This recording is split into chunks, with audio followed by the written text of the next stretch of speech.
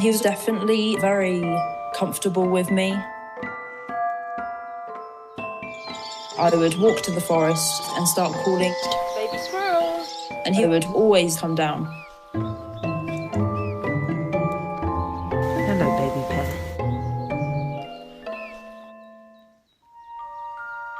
I've been doing wildlife photography for 10 years. When I was in Sweden, I slowly learned about this squirrel, Remy. I knew she was pregnant. One day, I discovered her body next to the road. I was devastated.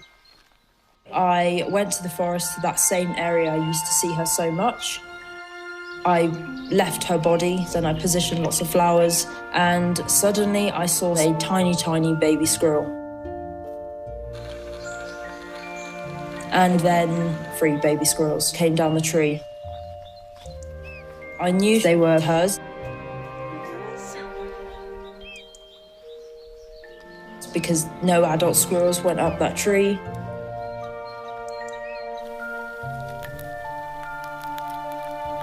So from that day onwards, I was in the forest every day to make sure that they survived, to raise them, give them food, making sure that there aren't any domestic cats around. And I would wait.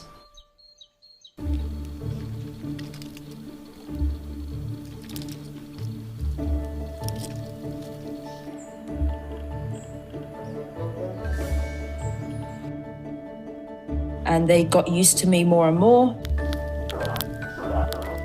Baby pear, he would always make this noise when eating next to me. Apparently, when they feed from their mother, they make a similar noise to almost tell their mother, "This is good." So they were almost signaling to me, "Mum, this is good, keep feeding me." I guess I became their surrogate mother.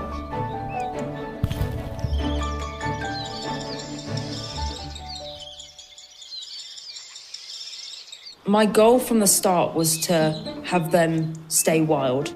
So I created some boundaries. I just try to make sure I'm not hand feeding them, I'm not touching them.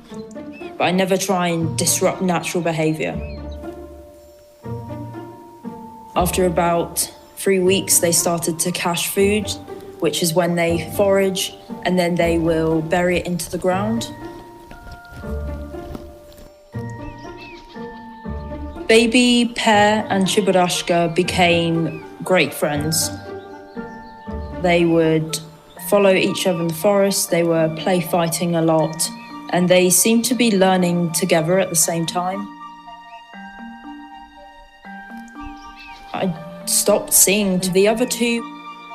I hope that they may have gone to another area. I've done my part, and now it's time for them to survive on their own. After spending 5 months in Sweden, it was time to go home to the UK and see my family. They had developed into young adult squirrels. They were finding their own habitat and territory and food, and now they are fully wild squirrels. Hopefully I can find the baby pear and Chiburashka again this winter. When I went back to Sweden, I was really curious to see baby pear and Chiburashka. I knew that they would grow up, and because it was winter, they were actually developing their winter coat, so they would look very different. I made this noise, which I used to make when they were younger. And I saw 2 very small baby squirrels. I noticed a pattern on one of the squirrel's cheek, which was very similar to baby pear's. But then, and as I got closer and closer, they were also not nervous of me.